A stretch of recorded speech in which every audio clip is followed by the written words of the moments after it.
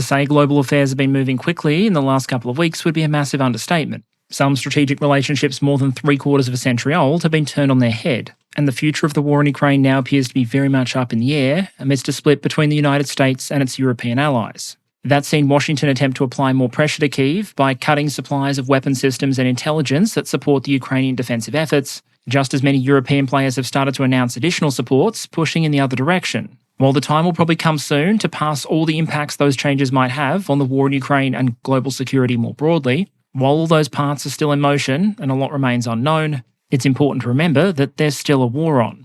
And one way or another, as attempts at diplomacy play out, those battlefield dynamics are likely to matter.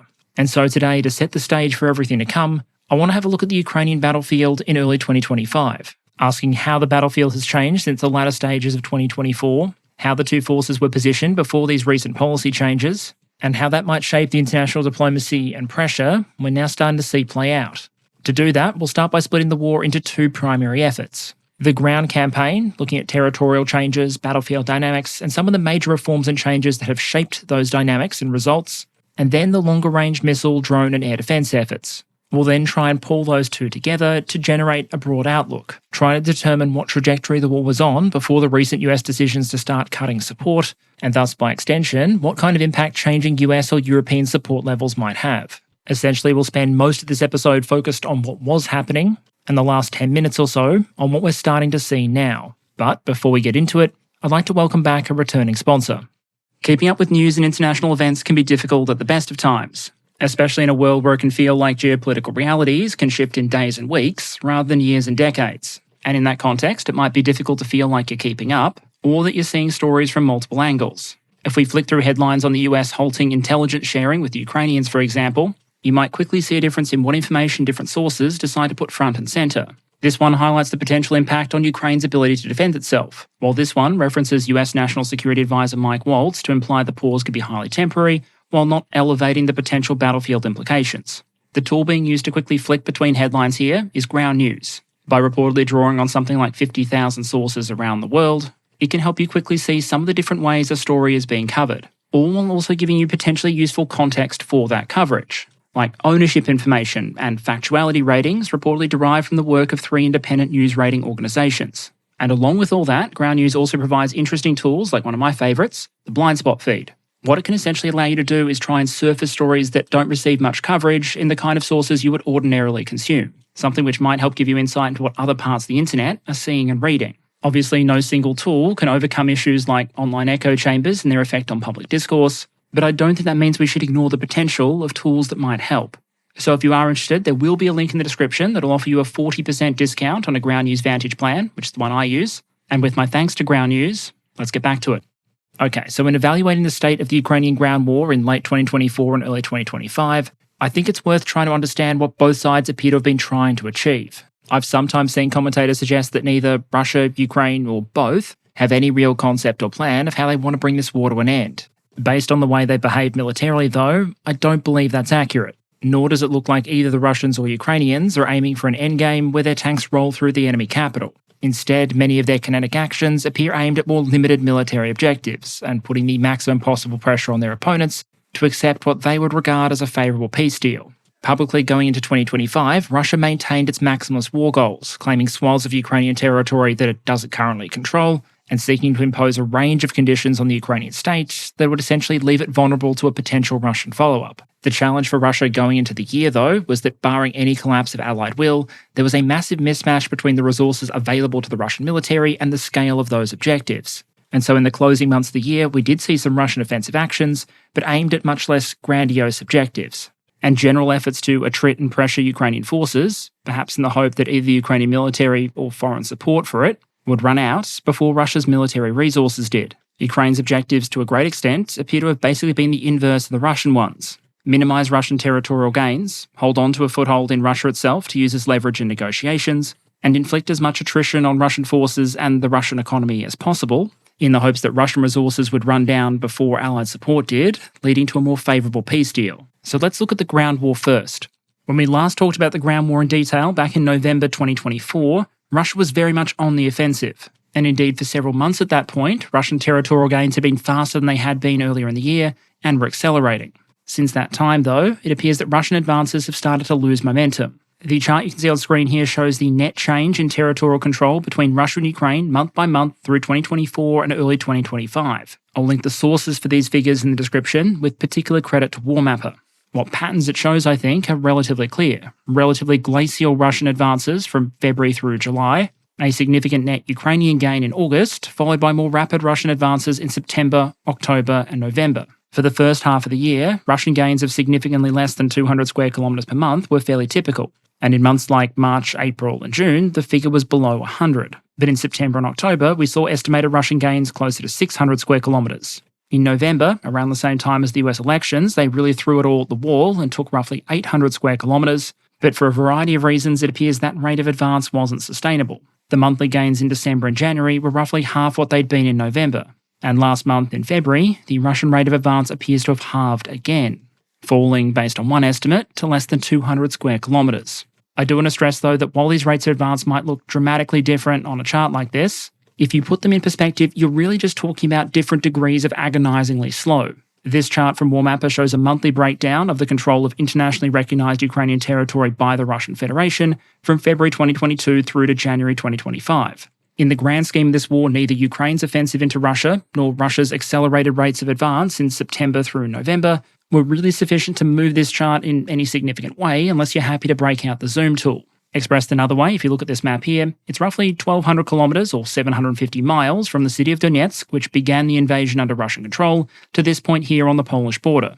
That means that at this point, a garden snail, moving at an average speed of 0.048 kilometres per hour, or 33 hours per mile, would take just over 1,000 days to cover that distance, meaning our admittedly sleepless snail would have considerably outpaced the Russian invasion force and made it to the Ukrainian-Polish border around New Year's Eve 2024. The core point here is that one of the main reasons those Russian advances in late 2024 might have been considered concerning was because the rate of advance appeared to be increasing, and there were concerns those rates would continue to increase, along with what that might suggest about the state of Ukrainian forces. As it stands, though, this doesn't appear to have been a case of the line going up forever, and overall Russian territorial control is still short of where it was in August 2022. A big question we probably want to ask, though, is whether that decreased rate of advance is due to Russia applying less offensive pressure, or whether it's driven by them just being less successful when they try. I'd suggest one of the best proxy indicators we have for that question are Russian equipment and personnel loss rates. Generally speaking, offensives tend to be very expensive, so if we see Russia losing less stuff and fewer people, all else being equal, that might suggest fewer offensives or smaller offensives. Meanwhile, if we're still seeing a lot of stuff lost but less territory gained, that might suggest a reduction in success, not necessarily effort. And what I think the data we have available to us tends to point to is it being a bit of both. Looking at visually confirmed losses of selected categories of Russian heavy equipment in the war spotting database does show a drop-off. In October-November, you're talking about roughly 560 pieces per month in those categories. Jump forward to February, when the rate of advance had really started to slow down, and the number was close to 300, 296. That's the kind of change that might imply less offensive intensity, but at the same time, that drop wasn't enough to compensate for just how much the Russian advance slowed down when you start looking at losses per territory taken. As this chart shows, from November to January, Russia was taking a fairly consistent rate of heavy equipment losses relative to the territory it was taking. Russia was gaining somewhere between 1.25 and 1.75 of a square kilometre for every vehicle or piece of heavy equipment it lost. To convert that into traditional American measurements, 1.5 kilometres is about 14 football fields. Probably still not great from a Russian perspective, given it would imply Russia would run out of stuff before reaching its stated territorial goals, but still much better from a Russian perspective than what we saw in February, where the exchange rate basically doubled to around 1.5 pieces per square kilometre. At that rate, just taking the rest of the Donetsk region would cost about 13,300 Russian heavy equipment losses, a number not that far removed from the number of systems Russia is visually confirmed to have lost to date. Checking whether the same relationship exists with estimated personnel losses is a bit harder. Some of the most robust methods we like to use here, like Russian military obituaries and probate counts, are very much lagging indicators. If a soldier is killed in January, it might take time for the family to be made aware of it, to post an obituary, and for those tracking those obituaries to identify and count it. That means they tend to show very low numbers for current and recent months, with those numbers then steadily being revised upwards over time. That being the case, just to illustrate the potential pattern here, I've switched over to using Ukrainian data. As I said in the video on Russian casualties, Ukrainian estimates for Russian losses tend to be above other estimates, and so what I think we should pay attention to here is not so much the raw numbers as the changes over time. And what this shows is a claim that Russian casualties per square kilometre taken fell dramatically from Q3 to Q4 2024, but in 2025, the ratio of troops lost per territory taken has started to dramatically increase again, with the January claimed rate being about 100 per square kilometre taken and the February rate closer to 200. And to put those numbers into some perspective, a loss rate of between 100 and 200 per square kilometre would suggest that taking an additional 8,000 square kilometres in the Donbass, for example, would cost somewhere between 800,000 and 1.6 million casualties. Even if we assume the Ukrainian figures are overinflated by a factor of 2, you're still looking at between 400 and 800,000. The big picture stats then would appear to basically suggest the following. In the first few months of 2025, Russia has still been pushing hard at several points along the line and paying a significant price for it. But for whatever reason, they may not be pushing as hard or going as far as they did before. But it's worth stressing that even if for now that's the overall picture, the story is far from the same at every point along the very, very long battlefront. Compared to November, there are arguably places on the line where the dynamics have shifted more in Ukraine's favour, others that have remained mostly static, and some that have shifted in Russia's favour. These two images, for example, show the area around Pokrovsk. On the left, the start of January, and on the right, the beginning of February. As you can see, the attempted Russian approach doesn't appear to have been to try and bulldoze through the urban agglomeration of Pokrovsk itself, but instead to try and get around it. A potentially significant Russian objective, marked quite clearly on that map, is going to be that major supply road. And over the course of several months, we've seen the Russian forces try and work their way around the south of the city to try and hook up towards that ground line of communication from the south. Jump forward to these images, showing the change now from February to March, and you'll see a number of Russian incremental gains, particularly in the south, around Shevchenko and Andriivka, but also some little splotches of blue closer to the city itself. These represent small Ukrainian counterattacks that have taken back all or parts of a couple of smaller villages. Those positions obviously matter because even partly destroyed clusters of buildings are probably going to provide a lot more cover to defending infantry than the surrounding fields. And so without those positions, it's likely to be even harder for attacking Russian forces to find a place to stage, take cover, and keep pushing with that effort to hook ever further behind Pokrovsk. A look at the visually confirmed losses attributed to the region also indicates that things might have shifted in Ukraine's favour, even if the situation is still very difficult. What you're looking at on screen here is a chart showing the ratio between Ukrainian and Russian losses of main battle tanks and selected AFE types like IFEs and APCs in data updates published by Nalcio, who tracks these things, in December, January, February and March. The reason I've honed in on those heavier vehicle types is because otherwise the data does tend to get fairly choked up with things like infantry mobility vehicles that are relatively more common in Ukrainian service, but also much easier to replace than something like a tank or a BMP. What it shows is the ratio shifting from roughly 3-1 in Ukraine's favour in December to actually being somewhat in Russia's favour in January when advances were amongst their most rapid, before shifting back radically in Ukraine's favour in the February and March updates. Because the sample sizes here are so small and this is such an imperfect exercise, I'd warn against reading too much into this. But it does tend to align with the idea that this might be an area of the front where Ukraine is doing comparatively better than it was a couple of months ago. Finally, to give an example of a case where the Ukrainian military position has likely deteriorated significantly, we actually have to go to Russia and the Ukrainian Special Military Operations Zone in the Kursk region. This one's particularly special and worth noting for a couple of reasons. Politically, the existence of this Ukrainian holding has likely been more than a little embarrassing for the Kremlin. And there was a lot of chatter suggesting that one of the reasons the Ukrainians might want to hold on to it would be to use it as a bargaining chip in negotiations. Perhaps unsurprisingly then, we saw Russia throw a lot of resources, including some North Korean resources, at the Ukrainians holding here. And over the last couple of months, we've seen a steady overall contraction in the amount of land the Ukrainian troops hold. Militarily, though, the situation of the Ukrainian defenders, which is obviously more difficult here than it is in many points in Ukraine because of the absence of pre-existing fortifications that they can use and the more vulnerable logistics flowing back to Ukraine, really only dramatically deteriorated fairly recently. Soon after the announcement that US aid and intelligence would stop flowing to support the Ukrainian military, Russia appears to have launched a significant offensive action aimed at cutting off a lot of the Ukrainian salient.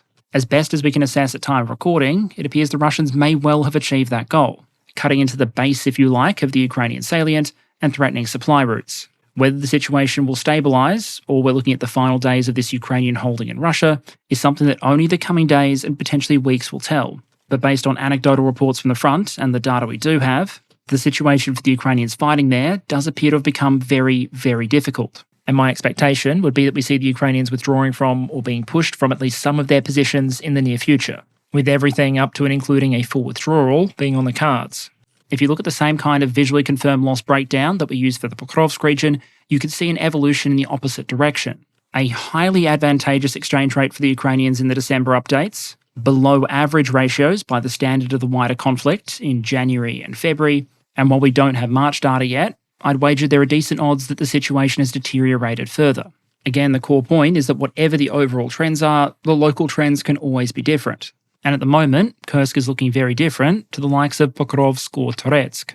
The broad themes here are probably threefold: that Russia generally maintains the initiative along a lot of the front, that its rate of advance has slowed, and that in certain areas the Ukrainian defence has often seemed quite active and capable of at least temporarily seizing the initiative at a local level in order to complicate broader Russian operations. And it's almost certain that it's a state of affairs that won't remain static. We will almost certainly see more large-scale Russian attacks, some of which will be successful and take ground, as well as times where things look more favourable to Ukrainian forces. But in January and February, the dynamic was what it was. It's still a long way from a situation where Ukraine is advantaged along the length and breadth of the battlefield, but it's arguably a much less favourable dynamic for the Russians than what we saw back in November. Although in some places like Kursk, the direction of travel has very much been the opposite, and I wouldn't be surprised if we see Ukraine pull some or all of its troops out of the salient to avoid potentially losing them in an encirclement.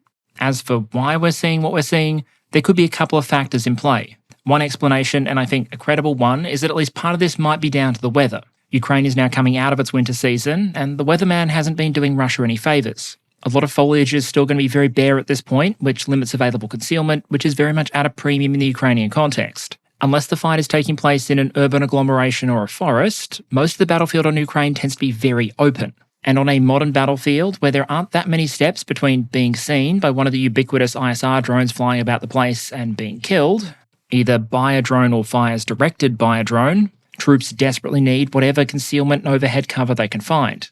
Often that's meant hugging tree lines, but that doesn't help as much if the trees don't feel like providing as much cover until the weather gets warmer. It's worth noting that in a lot of battlefield contexts, the impact of the loss of that natural concealment is going to be asymmetrical. If you're a defender, you have more options about how to set up your own concealment and cover. But Private Conscriptovich can't exactly carry his camo net with him when he's advancing over an open field. And if you try to, the drone operators might ask questions when they see a bunch of bushes moving. So if that loss of concealment increases the odds of detection and ramps up the potential lethality of the defenders, the other aspect would then be the quality of the ground itself. Unless you're a toddler or into politics, no one tends to like mud. What it doesn't stop, it tends to slow down. And while yes, infantry are often going to be able to move across most muddy ground, it's often going to be slower and more energy intensive than either a hard frozen surface from the dead of winter or a hard dry surface from the height of summer. Put those two together, terrain that slows down attackers and terrain that denies the attackers concealment, and I think it's fair to say that in Ukraine at least, the climate at this time of year very much does pick sides.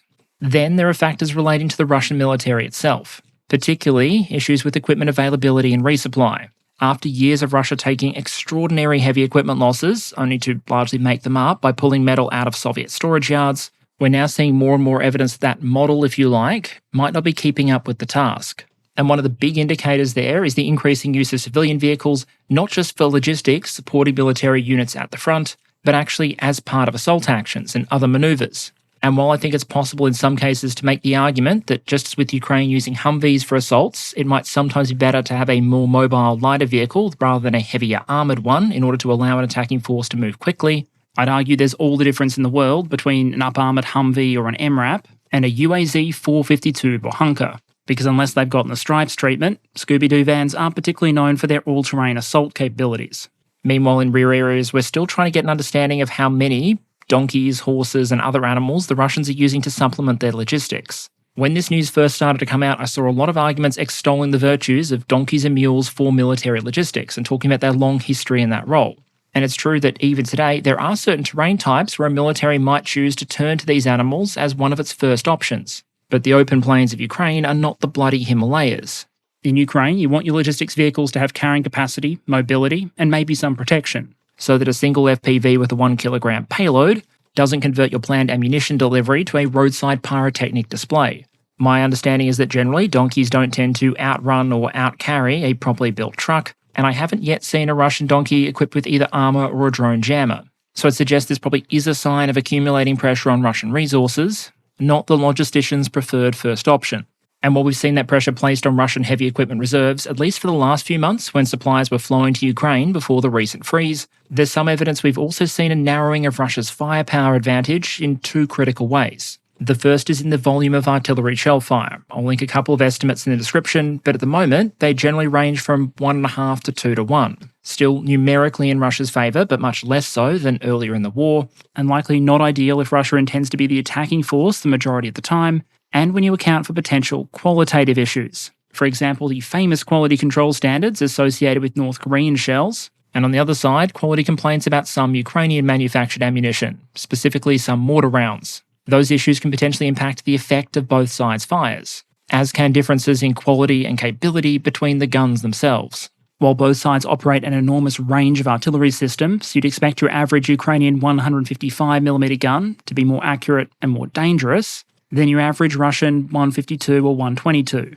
It's also claimed we may have recently seen a reduction in the effect of Russia's glide bombs. These were a particularly massive feature of Russia's firepower advantage through 2024, a major part of the campaign at Avdiivka in particular, and potentially also a major factor in favour of the VKS maintaining its budget, as opposed to being broken up for parts and assault units. Over the course of 2024, we saw Russia realise it was onto an apparent winner and scale up these glide bombing attacks while also improving the tactics, techniques and tools. The average range of Russian glide bombs appears to have increased significantly, along with the number that were being dropped on any given day. And given just how large a payload an air-delivered bomb can deliver compared to the likes of an artillery shell, these are reportedly a major factor in helping Russia break down many of Ukraine's defensive positions. The challenge, however, is that in order to destroy defensive positions, you need to hit them, or at least hit close to them. And at least anecdotally, there are claims from Russian and Ukrainian sources that might have gotten a lot harder.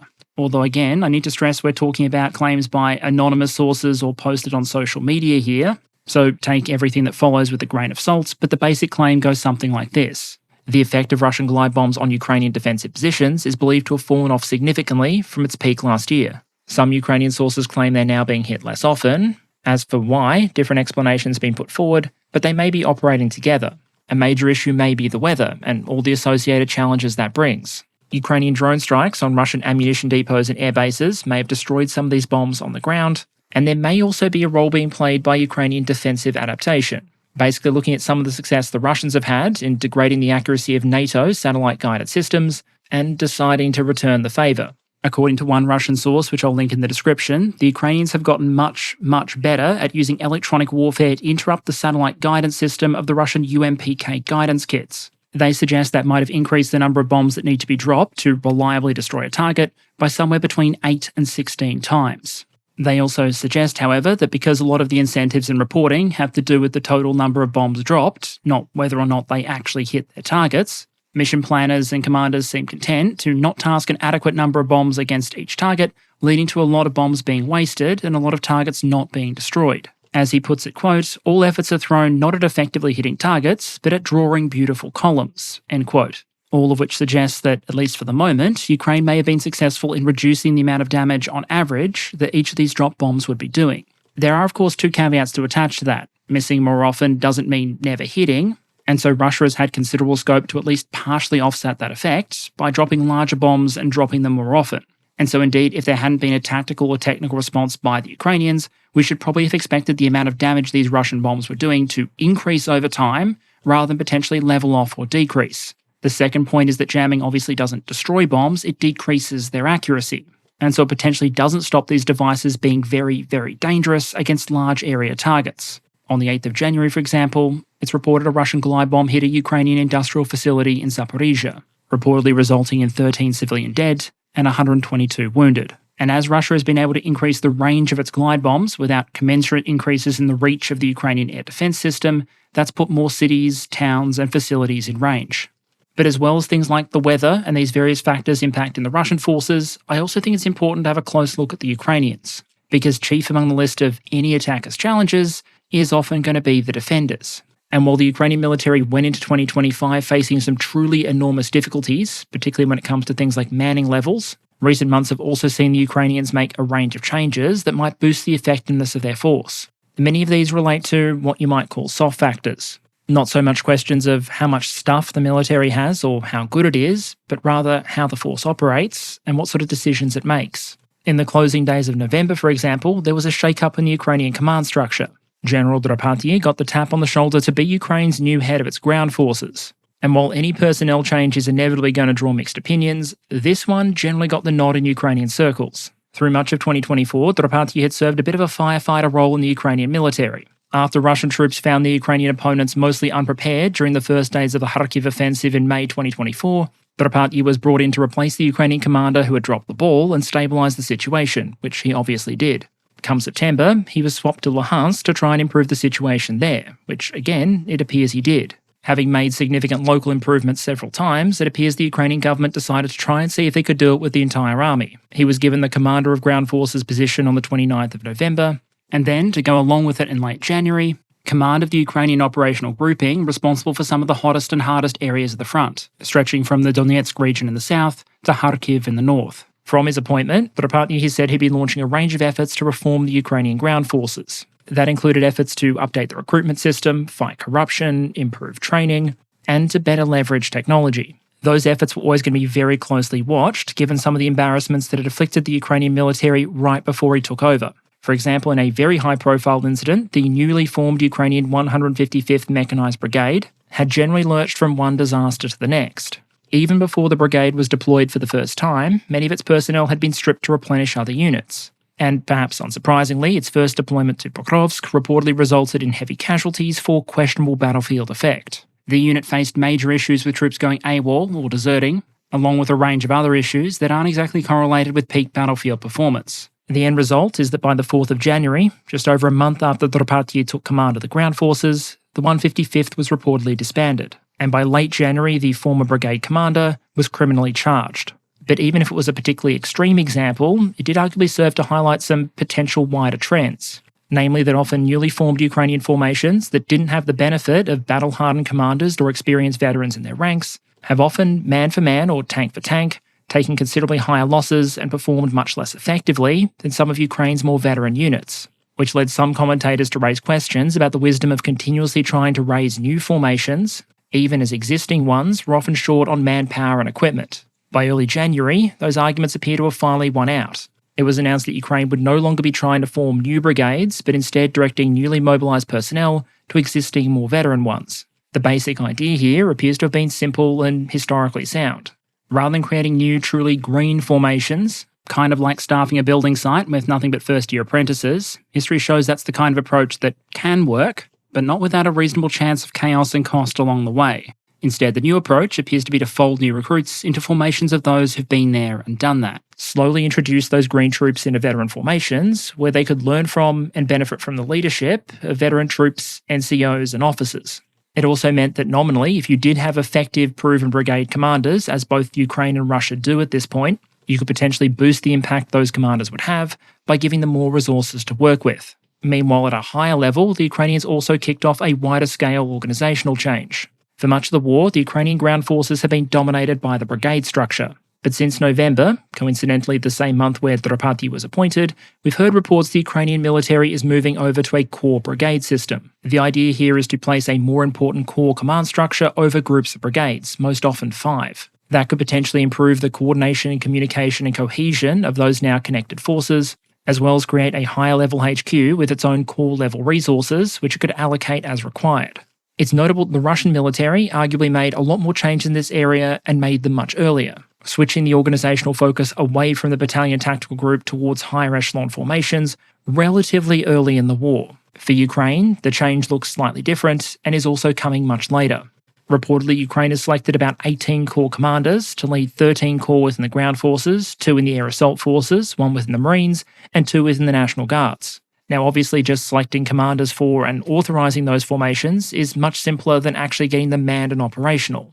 It's almost certain that pulling together the experienced officers and specialists you need to man those headquarters from a force that's always struggled with officer availability is clearly going to be a challenge. I also think it's worth clarifying the scale and nature of these formations. Some commentators have suggested that, in terms of size and available enablers, these things might be closer to what many Western militaries would classify as a division. You're talking about a HQ commanding 5 brigades, with Ukrainian brigades generally being smaller than many of their NATO equivalents. But it also potentially goes directly towards addressing an issue that we've often discussed relating to the Ukrainian military in the past. that even within the same defensive area, you might have units broken up, fragmented, with imperfect communication between them, potentially creating gaps or coordination issues that repeated Russian assaults can detect and exploit. Alongside the command changes, I think we've also seen signs of Ukrainian tactical adaptation, specifically the Ukrainians coming up with better defensive approaches to deal with Russia's preferred offensive tactics. To greatly oversimplify, you could compare some of the Russian offensive tactics we've seen to the eroding effect of waves against a rock. Assault units will often conduct attacks with relatively freshly contracted personnel, and then once they're exhausted, they'll rotate back for regeneration, only for another unit to take their place while they do so, in order to maintain that constant pressure and eventually erode away a gap. The wave description here doesn't imply these things look like human wave assaults or World War II bonsai charges. Instead, it reflects the continuous frequency of these assaults and the way they can eventually break down the defense. From a Russian perspective, that kind of approach might enable them to leverage one of their advantages, a superiority in manpower, while also bypassing one of their major weaknesses, the quality of that manpower. As we covered in our Russian losses video, at this point in the war, a lot of Russian troops are going to be older, sicker and less fit than they were in February 2022. Plus, many of them will have gone through considerably abbreviated training programs compared to those pre-war professionals. That means most of those troops are probably not suited to carrying out complex, large-scale offensive operations. But frequent smaller-scale assaults are probably something the force can more readily understand and manage. Against that Russian approach, the Ukrainians have reportedly leveraged a range of tools and tactics, including the greater use of remote mining, many of which are now deployed by drones rather than by artillery systems, and also just a lavish use of drones more generally.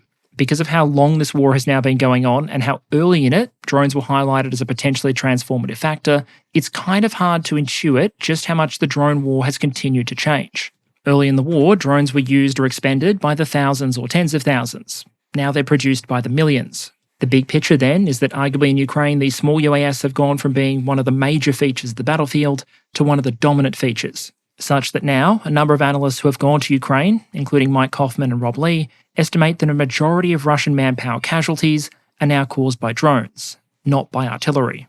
Factor in that those artillery-driven casualties are often enabled by drones who spot targets and correct fire, or alternatively that efforts to protect friendly forces from opposing artillery often involve drones taking out opposing reconnaissance drones or hunting enemy artillery systems, and you start to get an understanding of just how ubiquitous and how important these systems have become. And when these forces encounter problems caused by drones, often the solution turned to is even more drones. In many places in Ukraine, for example, getting troops or supplies to the front line or rotating troops back is an incredibly dangerous exercise. Drones can monitor supply routes and be attracted to supply vehicles like gamers to a loot drop. That can mean infantry having to move long distances on foot to be less of a target, or troops on the front line not being rotated as often because of just how dangerous that rotation process can be. Drones, in turn, are then sometimes being used as a partial solution to that problem, with heavy rotor drones or UGVs being used for resupply efforts. And we've seen cases of particularly traitorous examples of drone kind being used to carry anti-drone jammers. To a great extent throughout this war, I'd argue that Ukraine has often been able to compensate for deep shortages in certain systems and capabilities by just throwing more drones and more drone innovation at the problem. A core problem they face, though, is that by themselves, drones aren't a fantastic option for holding ground. To get the most out of them, you need time and something to hold the enemy back. And even in this very modern war, that's usually come down to infantry in a trench or a tree line. And manpower shortages, specifically infantry manpower shortages, were generally assessed to be one of the Ukrainian military's greatest challenges going into 2025. I think the best available evidence suggests that it remains so, although we have seen the Ukrainians make some moves to at least partially address the problem. That includes further reforms to the mobilisation system, as well as the creation of special one-year contracts for potential recruits in the 18 to 24-year-old cohort. For the moment, Ukrainians in that age bracket are too young to be forcibly mobilised. As for understandable demographic reasons, the Ukrainian government has generally prioritised trying to protect that relatively small young male cohort. In that sense, these new contracts represent a kind of compromise, offering a defined period of service, a single year rather than indefinite, as well as significant monetary benefits, in exchange for potentially getting younger, fitter recruits into the military. That approach obviously doesn't come without potential drawbacks, not least of which causing bitterness against those who are forcibly mobilised in older age groups, but for the moment it does appear to have succeeded in bringing some more manpower into the system. The broad takeaway here is that what we're seeing suggests the Ukrainian military is still under immense pressure, but it's also been taking significant steps to try and improve its own effectiveness.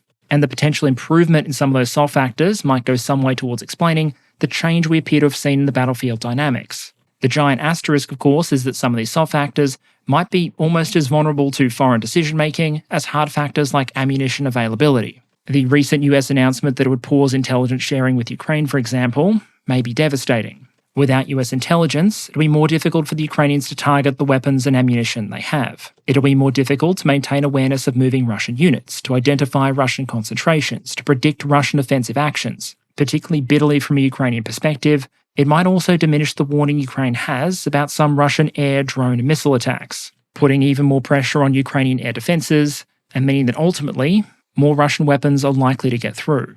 Not because the United States is cutting back on military supplies or financial support, but because they're simply not telling the Ukrainians what they know. I think that serves to highlight that even in a large, relatively slow-moving war like this one, it's still possible for individual decisions to potentially move the needle. When it comes to issues like intelligence sharing, there's at least the possibility of allies filling at least some of the gap. French decision-makers, for example, who have probably never been less happy to be right about something in their life at the moment, have said their own intelligence sharing efforts with Ukraine will continue, despite the American freeze. While the UK has said they'll still provide their intelligence assistance, they just won't be able to pass on any US-supplied information. But there are still elements where the US is the only real viable supplier on the table. The big one here, I'd suggest, would be communications. Ukraine is one of the greatest users of the Starlink system on Earth. And as well as terminals purchased by volunteers or supplied by the United States, we've also seen allies fund a lot of Starlink presence as well. Poland, for example, has ordered nearly 25,000 Starlink terminals for Ukraine since early 2022. And Poland's Deputy Prime Minister has warned of a potential international crisis if service to those terminals is cut, reportedly saying, quote, "I cannot imagine a situation in which a business relation between Poland and a US company would be suddenly interrupted," end quote. Were Ukraine's access to Starlink and Starshield to be interrupted, the effect on communications and the battlefield more broadly would probably be rapid and very painful. For now, the word from the United States and from Elon Musk is that Starlink service will continue. And were access to be cut, it would probably significantly change how countries and users around the world regard the reliability of the Starlink network. But from a Ukrainian perspective, there might be those looking back at the last couple of weeks and getting very nervous about any situation where they're overly reliant on any single foreign supplier for a critical capability. And on that stark note, I think it's time to move on to discussing the long-range drone and missile campaigns, which has admittedly become longer and longer ranged as time has gone on. Here, compared to where we were 6 months ago, we haven't seen dramatic changes in targeting or apparent objectives. Russia still appears to be attaching a lot of priority to Ukraine's critical infrastructure, particularly when it comes to power generation and distribution. But alongside those continuous, usually drone-led attacks, you also have the employment of more precise, more responsive, and much more expensive missiles, often things like Iskander TBMs, against military targets in the deep rear. Ukraine, meanwhile, has continued to attack a very dispersed Russian target set, ranging from air bases and headquarters to factories and oil refineries, in a way that presumably makes it very difficult for Russia to concentrate its air defences. While we haven't seen evidence of a massive change in targeting, however, there have been much more significant shifts when it comes to scale and technology. From the Russians, I think it's fair to argue that the early 2025 long-range campaign has been considerably more dangerous than what we saw at the equivalent times in 2024 or 2023. In part, this presumably reflects a shift in industrial scale and origin. In its earliest phases, the Russian long-range drone campaign was heavily reliant on entire Shahed drones imported from Iran. Now, though, it's overwhelmingly Russian derivatives of that system produced in Russia, which has given Russian engineers and manufacturers an opportunity to take feedback from the end user and make these sometimes lethal flying Doritos a bit more so. Evidence suggests tinkering to just about everything, including the navigation system, but also the introduction of new models, new payloads, and new tactics. Switching out the warheads on some drones is obviously a way to potentially increase lethality. Some Ukrainian sources attest to the use of thermobaric warheads, for example. We've also seen the introduction of cheaper and cheaper systems that can potentially bulk out attacks and serve as decoys. This concept isn't really new. The Russians have been mixing high and low capability weapons in their attacks for a long time at this point. The only difference is that previously, it was the Shahed-type drones serving as the decoys to try and deplete Ukrainian air defences ahead of the more capable things like cruise missiles. But apparently the Russians looked at that situation just as the Ukrainians have on their side and decided that maybe the decoy needs a decoy. This is where you get things like the Russian Gerberow drones you see on the right there, that in terms of shape and intended radar return look at least kind of like a Shahed, while at the same time being considerably cheaper, in part because they're made of foam, at least partly. If cardboard and plywood drones were the Ukrainian entries into this very kinetic arts and crafts competition, it seems like the Russians have gone down a different aisle in the store when picking up their supplies and gone with foam. I'd suggest that's consistent with a pattern we've seen across multiple different sorts of weapon systems in Ukraine, which is the high-low mix. You use up a lot of low-spec equipment to make up the numbers and apply pressure on your opponent, and then you use smaller amounts of much higher-spec equipment to achieve critical effects where and when it hurts. The theoretical advantage of the approach is the defense system you need to deal with both of those threats can be very, very different. Build an air defense system around autocannons and low-spec electronic warfare, and you might deal with the drones, but the missiles are going to sail right through. But spec for those missiles, and the drones are going to run you out of interceptors. And when I say Russia and Ukraine have been able to scale up to quantities, I mean it. In January and February 2024, the Russians launched on average about 371 one-way attack drones per month. In January-February 2025, the number had increased to 3,225. This chart from the CSIS shows monthly Russian attacks going back to September 2022, using both long-range missiles and one-way attack drones. As you can see, back in early 2023, there were months when it almost seemed like the drones were an optional extra. The missiles weren't just doing a majority of the damage, they were also a majority of launches. But cut forward to late 2024, and while missile launch volumes weren't changed that much from the latter end of 2023, drone volumes had massively scaled up. If the early Russian long-range effort was a missile campaign with a couple of drones, the more recent Russian long-range campaign looks almost Ukrainian. Heaps of drones with a spattering of missiles. But while Russian attacks have ramped up, I think what the evidence suggests is that damage to Ukraine hasn't increased in anything like a linear fashion. That's because in this continuous battle of adaptation versus counter-adaptation, the Ukrainians have been sinking a lot of effort into defending against the developing drone threat. One example here doesn't have anything to do with the weapons so much as it does with detection and coordination. Russia's drones are cheap and potentially deadly, but they do have two drawbacks common to a lot of systems of that type. They're very slow and they're very loud. As many Ukrainians who've had to try and sleep while the things are in the air would attest, the mixture of drone engines and anti-aircraft guns firing up into the sky isn't exactly lullaby material. And so reportedly, in addition to more conventional tools like radar, the Ukrainians have also set up an acoustic detection system. To massively oversimplify, imagine a massive number of microphones networked together and listening for the sound of drone engines. That gives the air defense system more broadly a much greater awareness of where the drones are and where they might be headed, which can then provide the kind of warning and intelligence you need to direct mobile drone defense units to intercept that threat and preferably bring it down with things like machine guns and autocannons as opposed to having to spend air defense missiles. There's also another countermeasure we've seen the Ukrainians start to deploy, which is arguably fairly representative of the war as a whole.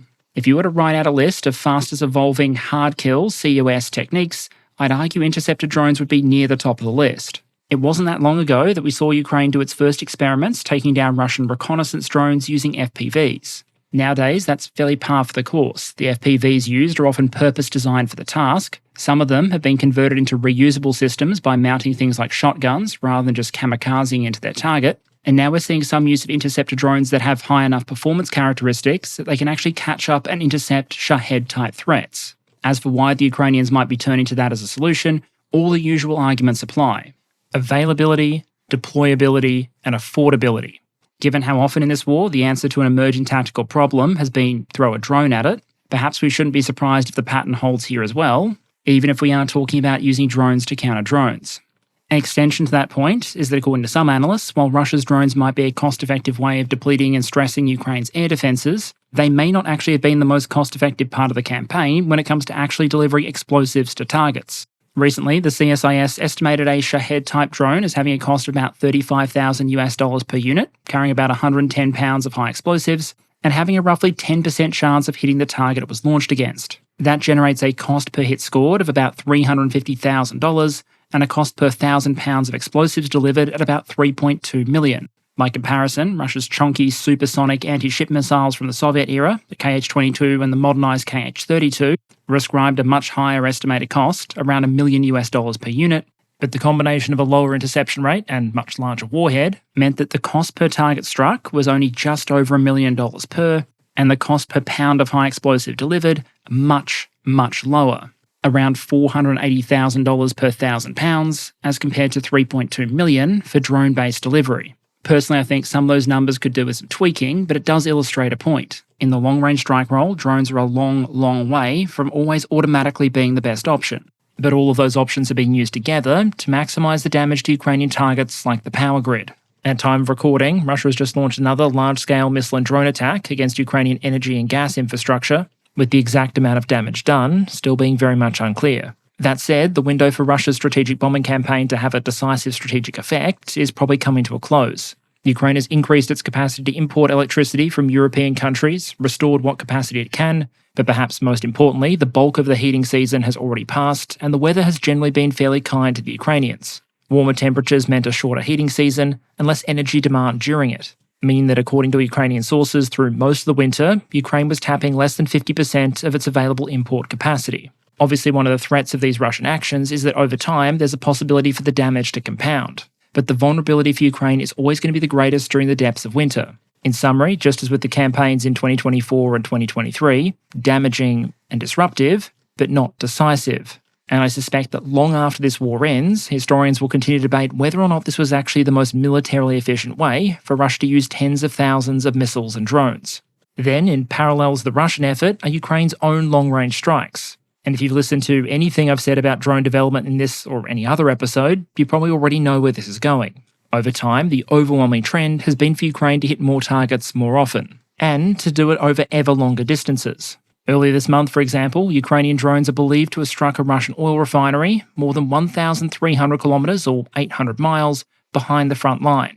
And while there was a time when long-range attacks on Russian energy sector targets used to be rather exceptional, so far this year we've seen multiple attacks every month, with Russian claims on the number of drones being used in each attack often being in the high double or even low triple digits. We have indications that Ukraine's added some higher-end systems to its one-way attack drone mix, including the kind of systems you can see on the right there, basically mini-missiles powered by a small jet engine, which don't just potentially complicate the task of Russian air defense systems, they also blur the definitional line between a one-way attack drone and a cruise missile. In terms of the current and future scale of the Ukrainian effort, we have a couple of clues to work with. Firstly, as I mentioned earlier, Russian descriptions on the size of these strikes, the estimated impact on Russian refining capacity, which we've discussed in previous episodes, and also Ukrainian claims when it comes to production figures. Back in November 2024, Zelensky publicly set a production target of 30,000 long-range drones and 3,000 long-range missiles and drone missile hybrids in 2025. To put those numbers into perspective, if they were achieved, it would imply Ukraine in 2025 would be fleeing more drones and missiles into Russia than Russia had into Ukraine in any previous year of the war. Ukrainian estimates, for example, are that Russia launched about 15,000 drones and 4,000 missiles against Ukraine between late September 2022 and the end of December 2024. Obviously, the Ukrainian systems we're aware of have much smaller warheads than many of Russia's missiles, and the Russian drone campaign now is much larger than it was in previous years. But that doesn't take away from the enormous scale of the ramp-up or air defense challenge here. There's a lot of Russia to cover, and so far, the direction of travel for drone manufacturing on both sides has only gone one way. So while it seems unlikely that Ukraine's kinetic sanctions on the Russian energy and defense sector are likely to have a decisive impact, it does seem likely that the costs they imposed have increased and will continue to do so. And so tying this all together, before we start accounting for all of the political changes we've seen over the last couple of weeks, where did all of that leave the war compared to late 2024?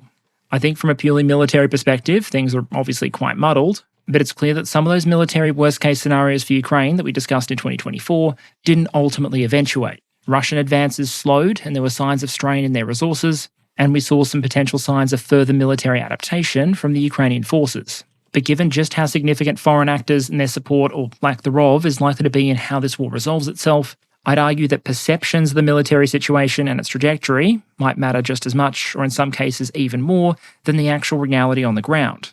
Because at the core of many of the arguments in favour of pressuring Ukraine to concede to Russia, rather than pressuring Russia to reduce its war aims, is a contention that militarily, that's the only possible option. Expressed another way, conceding to Russia might seem like it makes more policy sense if you assume that a total Russian military victory is inevitable.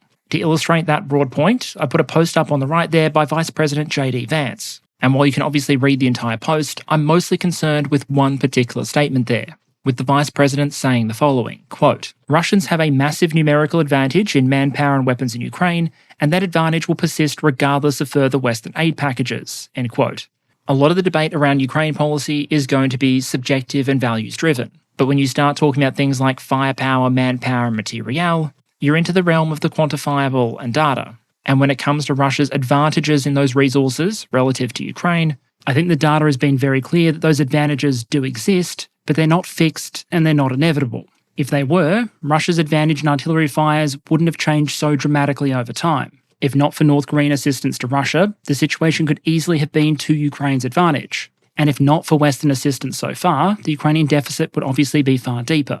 And if you look at just about any quote-unquote game-changing weapon system, whether that be Javelins and HIMARS and ATACMS for the Ukrainians, or glide bombs and hypersonic missiles for the Russians, we've seen how the impact can change over time. It's a cycle of introduction, adaptation, and counter-adaptation that we've seen many other systems like the American HIMARS follow, with each new decision, system, or adaptation shifting the balance again and again.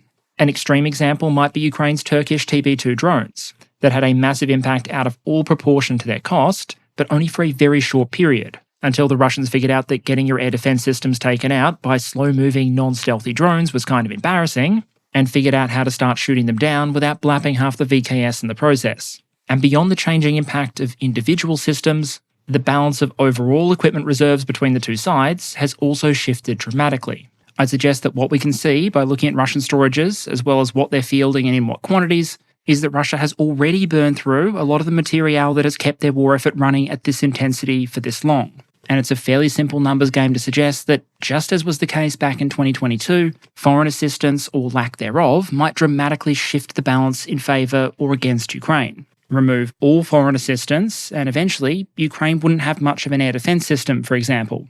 Alternatively, simulate a scenario where Washington calls in a serious favour from Seoul, while also giving Ukraine access to some key capabilities that America has available in large numbers, like air-launched cruise missiles, and suddenly Russia has to try to advance without artillery superiority, and a massive spike in smoking accidents at military factories, oil refineries, air bases, and other facilities across the country. And across a wide range of equipment categories and capabilities, the stuff is there on paper to meaningfully move the needle, at a time where arguably Russia's capability to sustain an accelerated burn rate is starting to look more than a bit frayed around the edges.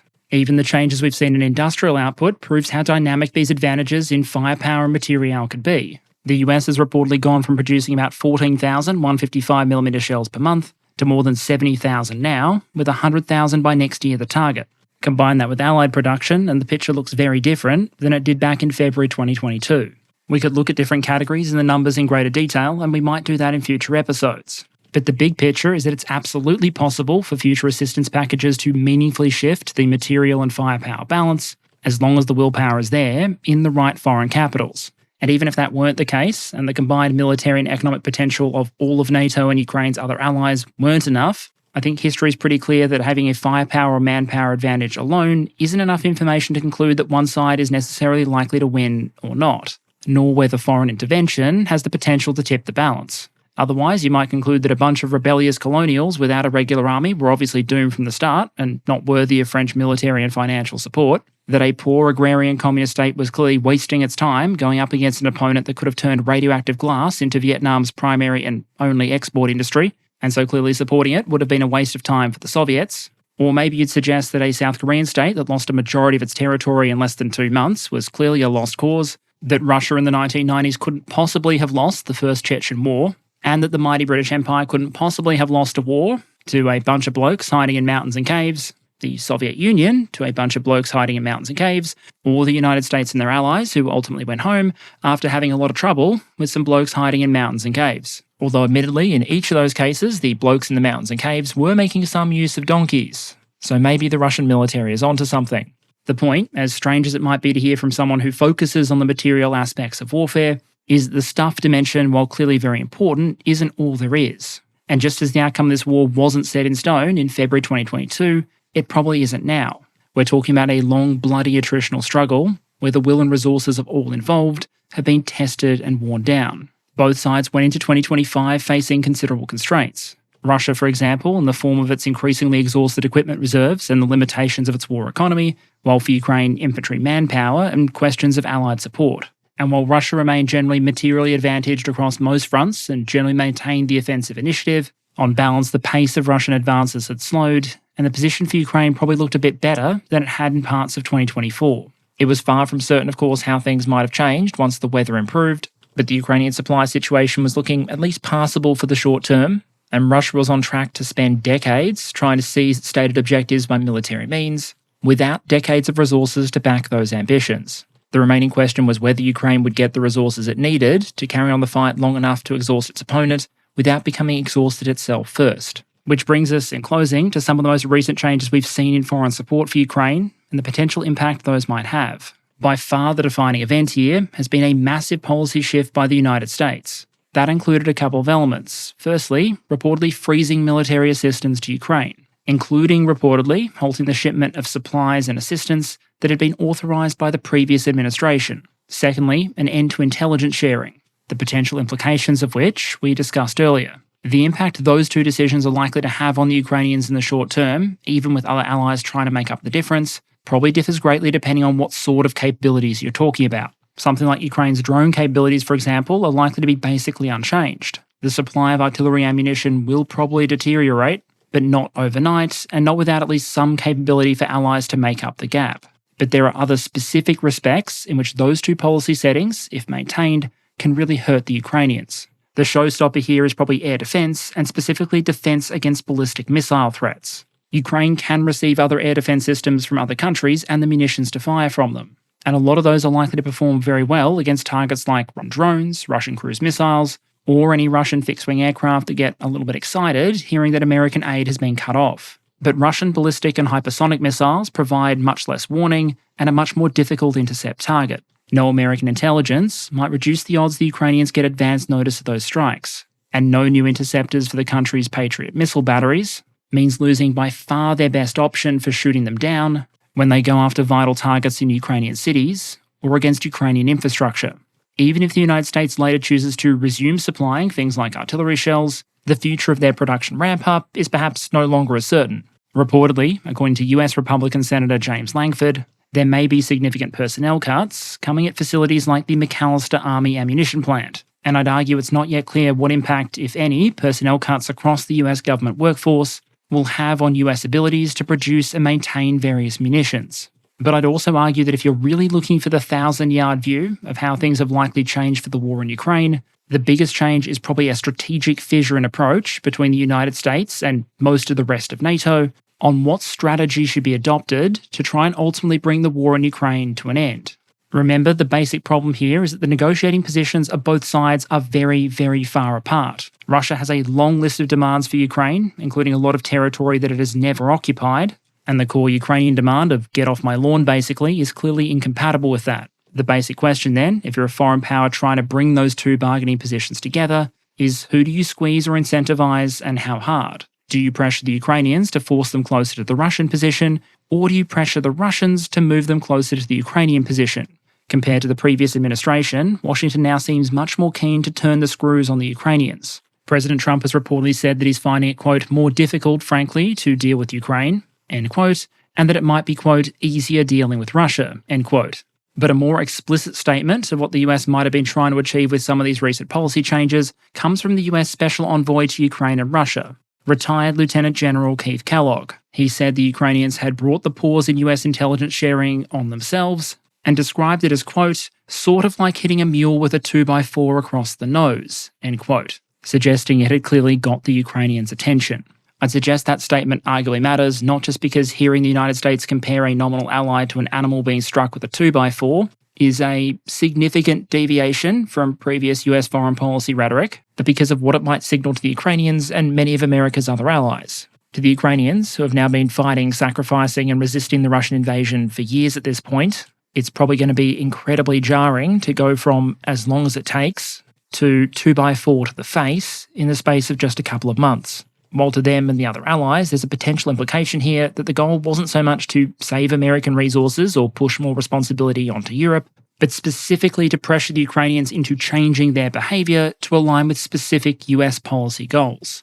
That's despite the fact that, as some in Europe have been quick to point out, Russian figures have been very publicly drawing red lines and ruling out a range of potential concessions, including any retreat from their claim to 4 Ukrainian regions, including the large swaths of Zaporizhia and Kherson that they do not currently control, as well as some proposals that the United States itself has endorsed. US Defense Secretary Pete Hegseth, for example, has explicitly said that any future security guarantee for Ukraine must, quote, be backed by capable European and non-European troops, end quote. Something which Russia has generally rejected and Foreign Minister Sergei Lavrov has described as a potential direct threat to Russia's sovereignty. But it remains to be seen what intention, if any, Washington has of giving Moscow a similar 2x4 treatment.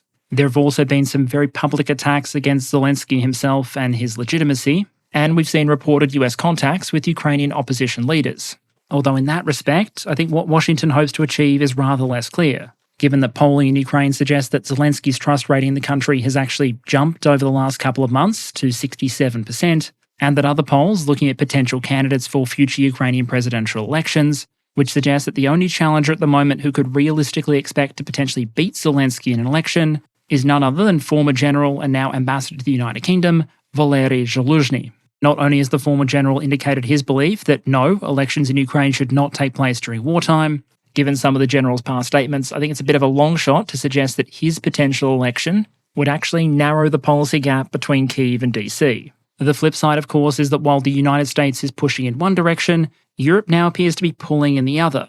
While the United States is trying to cut supports and pressure Ukraine, Europe has been rapidly announcing new supports and trying to offset the American decisions. France's Armed Forces Minister reportedly said of the US intelligence freeze, for example, quote, "If it's a tool for negotiating and putting pressure on the Ukrainians, it's very hard for them and morally detestable," end quote, while also indicating that France possessed sovereign intelligence capabilities and would continue to share those with Ukraine. I think those statements serve to highlight another issue that we'll definitely pick up in the future, which is just how much these events are shifting the perceptions of the United States and its diplomatic and strategic position more globally. But for today, I'm going to stay focused on Ukraine itself. Other European states have put their money where their mouth is, so to speak, announcing new military and financial supports. Basically, if from 2022 through the end of 2024, NATO and the Allies were all a single tug-of-war team, and the primary arguments were over who was pulling how hard versus who was slacking off, now Washington and most of its allies appear to actively be pulling in different directions. What remains to be seen now is how and if those alliance dynamics will reconcile in the coming days and weeks. Because while for troops in the Ukrainian trenches, Washington, London or Paris might seem like a very, very long way away, decisions made there might determine whether Ukraine goes to the table with a strong hand and full magazines, or if they're forced to rely even more on their own forces, industry and will to resist. Because what I think is clear is that even in a worst-case scenario, a total and permanent end to US military support, Ukraine will still have significant military resources, and the last few years have definitely shown a determination to use them, rather than capitulate to Russia's demands. What the diplomacy and debates are likely to determine instead is how even or uneven those future battles are likely to be, and thus the shape of any future potential peace deal. Once that becomes clearer, we'll have a closer look at trying to model potential outcomes. But for the moment, as talks play out, we can only wait. And then here, let me just add a short channel update. What I was hoping to do with this episode was essentially twofold. On one hand, simply give a quarterly update on how the war in Ukraine was evolving and some of the battlefield adaptations and trends that we've seen, and on the other, kind of set a baseline situation to frame all the very rapid international developments we've seen. A lot of the time, national policy changes are slow and incremental. In 2025, however, it's felt like we're in a bit of a weeks, years happen scenario. Precisely because of how quickly and dramatically things are changing, doing long-term projections right now on things like the war in Ukraine is much harder than it was back in 2023 or 2024. So hopefully you can understand my preference to look a bit at what's happened and what is currently happening, but waiting a bit longer before trying to chart what's likely to happen next. My plan for the coming weeks then is to try and focus sequentially on things that are becoming clear. Europe's emerging rearmament plans, for example, are probably going to get a good look in the next week or two. That said, I do hope you got something valuable out of today's episode, and with my thanks to all of you, including the patrons and Ground News, I hope to see you all again next week.